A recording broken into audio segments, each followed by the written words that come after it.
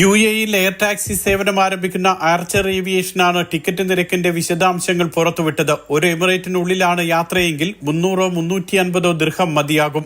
ഒരു എമിറേറ്റിൽ നിന്നും മറ്റൊരു എമിറേറ്റിലേക്കാണ് യാത്ര ചെയ്യുന്നതെങ്കിൽ നിരക്ക് കൂടും. 800 മുതൽ 1500 വരെയാണ് ഒരു എമിറേറ്റിൽ നിന്നും മറ്റ് എമിറേറ്റിലേക്കുള്ള യാത്രാ നിരക്ക്. ദൂരമനുസരിച്ചാണ് നിരക്ക് നിശ്ചയിക്കുക. റോഡ് മാർഗം യാത്ര ചെയ്യുകയാണെങ്കിൽ ദുബായ് അബുദാബി യാത്രയ്ക്ക് 1 മണിക്കൂറും 20 മിനിറ്റുമാണ് സാധാരണ വേണ്ടിവരുന്നത്. എന്നാൽ പറക്കും ടാക്സിയിൽ ഇത് 10 മിനിറ്റായി കുറയും. പരമാവധി വേണ്ടിവരിക 20 മിനിറ്റ്. യാത്രാ നിരക്ക് 800 ദിർഹം മാത്രം. ഗതാഗത തടസ്സവും അനുഭവിക്കേണ്ടി വരില്ല.